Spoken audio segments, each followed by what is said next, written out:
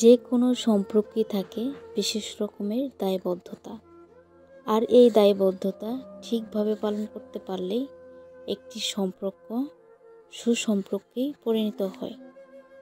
ভালোবাসা দিয়ে পরকে আপন করা যায়, আর এই সম্পর্ক গড়ে তোলা যায় অনেক গভীরে।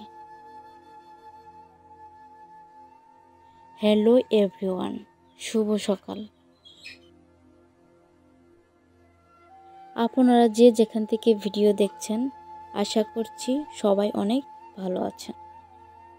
আলহামদুলিল্লাহ, আমিও ভালো আছি। বেশি বৃষ্টি হলে লাউ গাছের চারা যাতে নষ্ট না হয়, এজন্য পলিথিন কাগজ দিয়ে ঢেকে দিই। ছোট ছোট চারা তো বেশি বৃষ্টি হলে কি হয়, চারাগুলো নষ্ট হয়ে যায়, পচে যায়। এর জন্য আমি বৃষ্টির দিনে পলিথিন কাগজ দিয়ে ঢেকে দিই। এতে চারাগুলো আর পচে না, ভালো থাকে। সকালের সব কাজ শেষ করে রান্নাবান্না কাজ শুরু করলাম। কাল আমার শ্বশুর বাজার থেকে ফার্মের মুরগি নিয়ে আসছিল। কালকে কুটে বেছে ধুয়ে রেখেছিলাম ফ্রিজে। কাল আর রান্না করতে পারিনি, আজ সকালে রান্না করব। বিয়ের আগে একটা মেয়ে বাপের বাড়ি কিন্তু ভালো থাকে, আর বিয়ের পরে হোক কিংবা বড় হয়ে গেলে সেই বাপের বাড়ি হোক কিংবা শ্বশুর বাড়ি হোক, সেখানে যদি কাজ না করি সবাই কিন্তু মন্দ চোখে দেখে। এটাই কিন্তু বাস্তব কথা। আর আপনারা তো জানেনই আমার শাশুড়ি অসুস্থ, আর শাশুড়ি অসুস্থ বলে আমি যা ইচ্ছা তাই করতে পারি না। তাদের প্রতি আমার কিন্তু দায়িত্ব রয়েছে। তাদের দেখশন করা, ভালো মন্দ দেখা, তাদের যত্ন নেওয়া সবই কিন্তু আমার দায়িত্বের মধ্যেই পড়ে। আমি যদি আমার শ্বশুর শাশুড়িকে না দেখি, ভালো না বাসি, তাহলে কিভাবে আমার ছেলের বউ আমাকে ভালোবাসবে? একদিন আমাকেও শাশুড়ি হতে হবে। আমার শাশুড়ির মতো আমিও কিন্তু এরকম পরিস্থিতির শিকার হতেই পারি, অসুস্থও হতে পারি। কিন্তু আমি যদি আমার শাশুড়িকে এখন এড়িয়ে চলি, আমার ছেলের বউ আমাকে এড়িয়ে চলবে। এটাই প্রকৃতির নিয়ম, এটাই বাস্তব কথা। আজ আমি যা করব এর কর্মফল কিন্তু আমাকেই ভোগ করতে হবে। শাশুড়ি অসুস্থ বলে আমার যখন যা করতে চাইবে তা কিন্তু করা যাবে না। যখন তখন ঘোরাফেরা করা, যখন তখন বাপের বাড়ি যাওয়া, এইসব করা কিন্তু আমার দায়িত্বের মধ্যে পড়ে না। অনেক মেয়েরা আছে শ্বশুর শাশুড়িকে ভালোবাসেন না। কয়েকদিন একটু বাপের বাড়িতে গিয়ে থাকেন, দেখেন কি অবস্থা। প্রথমে একটু আদর করবেই, তারপর দেখা যাবে কি অবস্থা।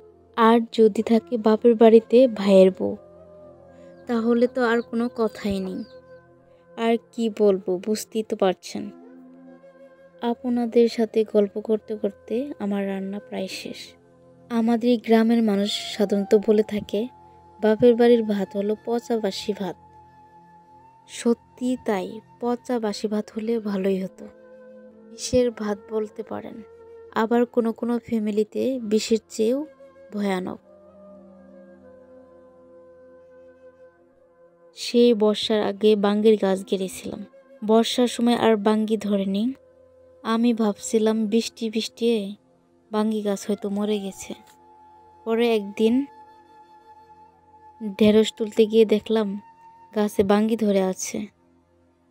গাছ প্রায় মরে গেছে, একটু একটু ডালপালা ছিল, তাতেই বাঙ্গি ধরে আছে।